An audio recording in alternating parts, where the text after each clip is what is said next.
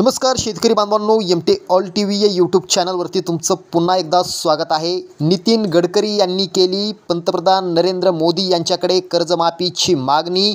पंतप्रधान मोदींनी केली कर्जमाफी जाहीर। पहा या क्षणाची सर्वात मोठी आनंदाची बातमी। शेतकरी बांधवांनो, मंत्री नितीन गडकरी यांनी थेट पंतप्रधान नरेंद्र मोदी यांच्याकडे कर्जमाफीची मागणी केली।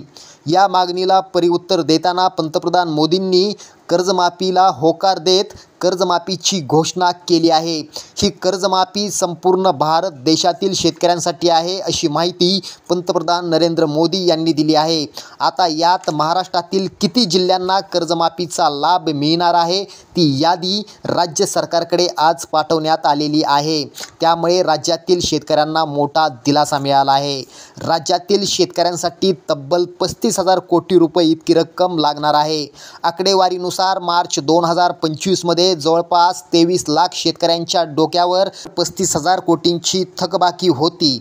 सर्वाधिक थकबाकी असलेले जिल्हे सोलापूर, बीड, नाशिक, पुणे, यवतमाळ, जालना, परभणी, नागपूर, कोल्हापूर, बुलढाणा, अहिल्यानगर, सांगली, नांदेड, धाराशिव या जिल्ह्यातील सर्वाधिक शेतकरी आहेत।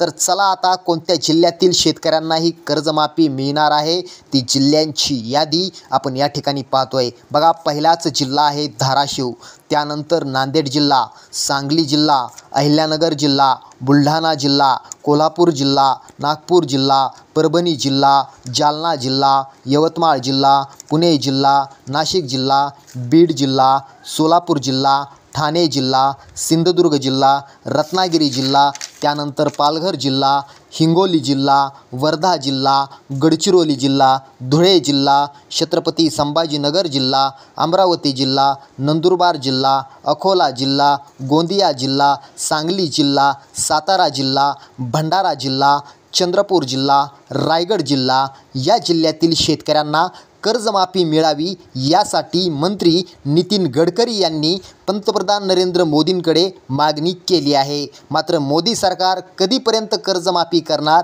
हे पाहावं लागणार आहे। व्हिडिओ कसा वाटला खाली कमेंट्स करा। धन्यवाद।